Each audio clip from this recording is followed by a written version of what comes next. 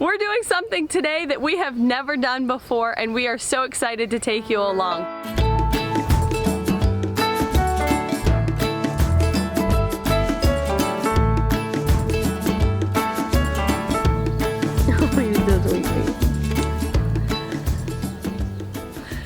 So we're going into our second year of keeping bees, and we caught our very first swarm. So we're out here first thing in the morning trying to get the bees moved. We have to first put duct tape over top of their hole before they go out and start foraging for the day.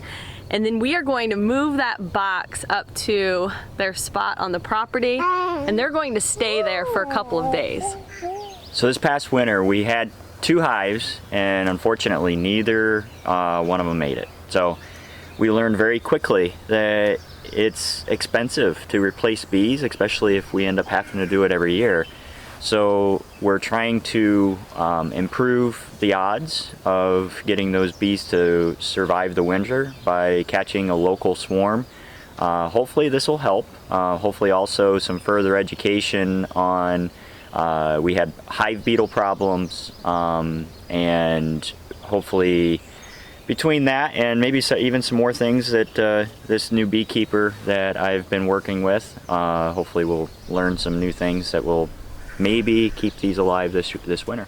So to offset some of our costs of getting new bees every spring, we decided that we were going to grab a couple of swarm boxes, and we're going to hang those up so that we could try to catch our own swarm. Now we just did that a couple of weeks ago, and already we caught our first swarm, so we're really excited that it was effective and that hopefully we can get them moved without there being any problems. Hopefully. Yeah, you ready to do it? Learn as we go, I guess.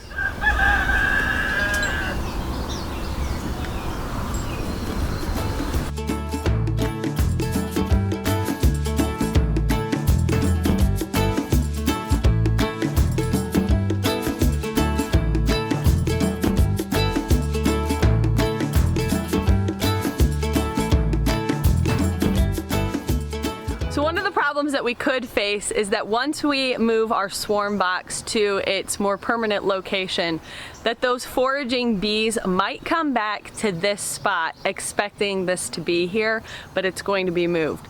So we're hoping that by following a beekeeper's instructions that we are going to have success.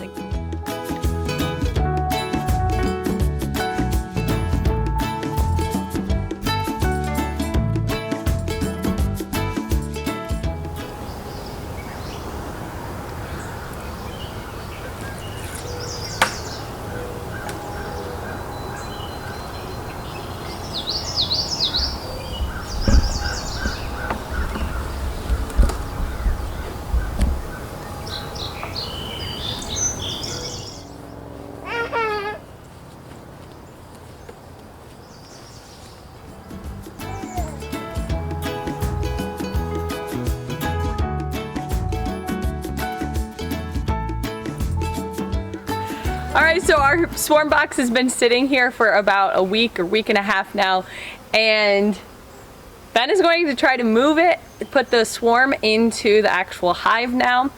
He's never done this before, so nope. We'll see how it goes. Yeah, we have some old honey we're gonna fill up the feeders with, and we'll try this. We'll see how it works. Legs are full of pollen.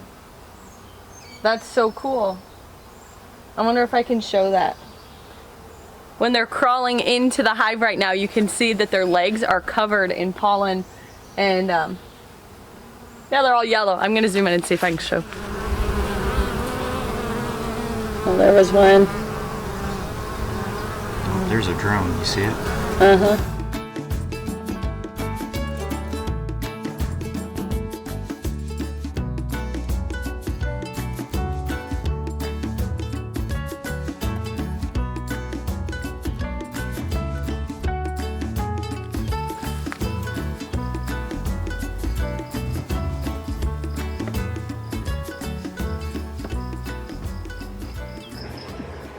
There's ants all over them there. So ants aren't bad. I don't know.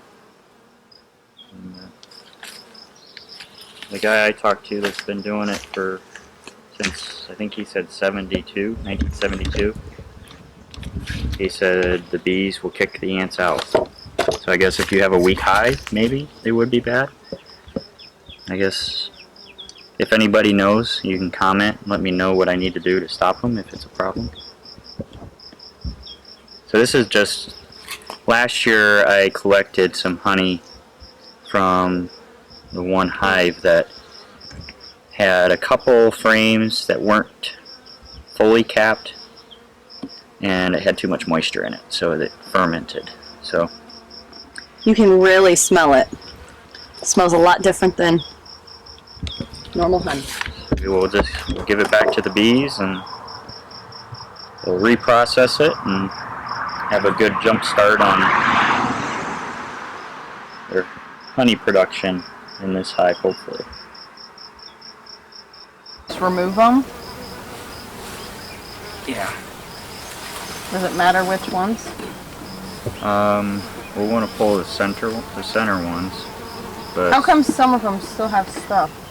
Is that okay? Drawn out comb, yeah, that's actually good.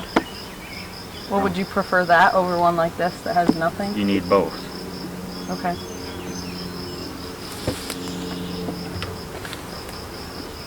And then just space these back out? Yep, the bees will go through and clean them up. That's 4, you need one more out?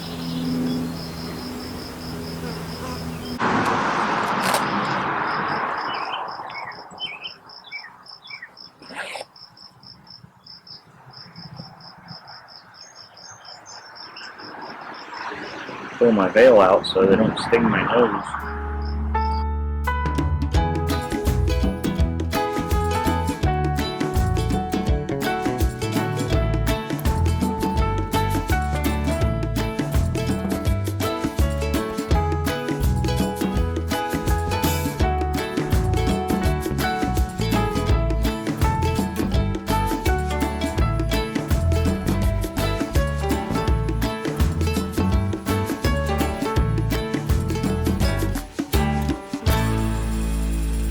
This is actually pretty interesting here. You can see they've already started building comb on that one. Wow. And they're actually putting nectar in there. Like right now? Yeah. See, that's what that one with its head in there. That's what it's doing. Oh my gosh, that's so cool. So these little guys that are putting their heads in, they're putting the nectar right inside.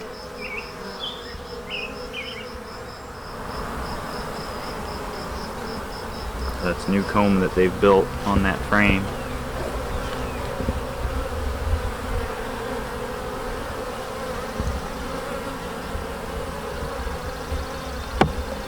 How cool. Okay, so how do you know, like you're gonna dump the bees in there, I assume? Nope. Oh. They just know to go. How do you know that the queen is in there? That she gets transferred? Well, I'm looking for her. Holy moly!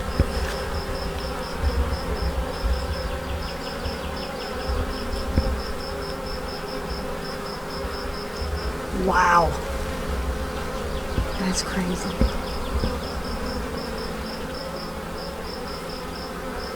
This, more than likely, she will not be on here because this is all nectar.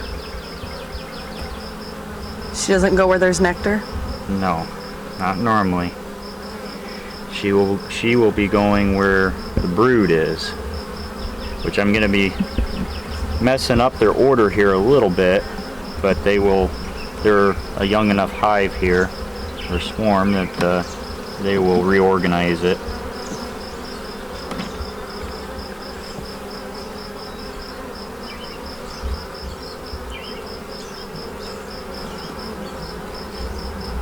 You're really brave with no, As long as you're gentle and not wearing your gloves though. slow movements. Oh, they're hanging! Is that okay? Yeah.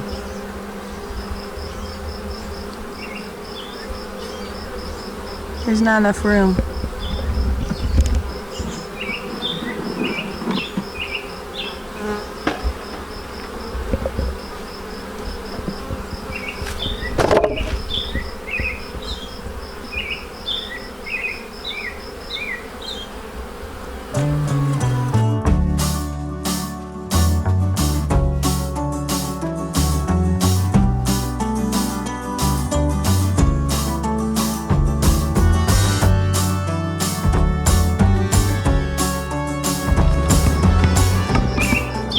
So is putting these, like, this is the last step, or you have more to do after this? Well, I think I'm gonna go ahead and put a super on top of this. They probably don't need it, but What does a super do? so like on this one here, you have, these are your deep boxes. Right, the bottom two? That's basically where they live, and that's where the queen will be. So I use queen excluders, which is basically just a wire grid. I've actually got it over there if you want to grab it. Okay.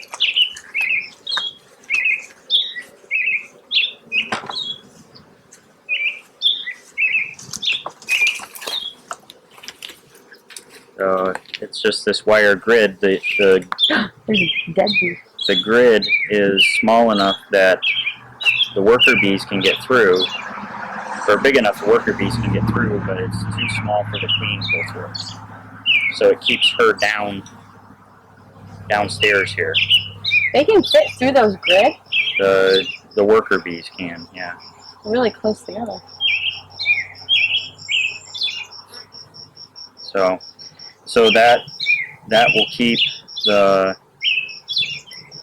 keep her from laying eggs and doing the brood in your super boxes. So then when you go to collect honey, you don't have to worry about having brood and larvae in your honey. So if you want to grab... Wait, so what did the supers do? The skinnier boxes, they go on top. The skinnier boxes go on top of this, and then that's where they store their honey. So the honey that they put in the lower boxes is for them. I don't take that. Oh, okay. So I leave that for them to try, and that's their food for the winter. So what does it look like inside of there? Just these shorter? Yeah, there's actually one right there if you want to grab it. It's ready to put on. You want the whole box? Yep.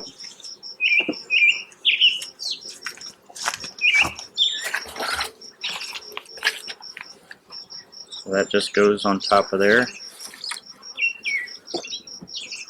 So this is just a shorter. Can I take this one out? Yeah. Just a shorter version of...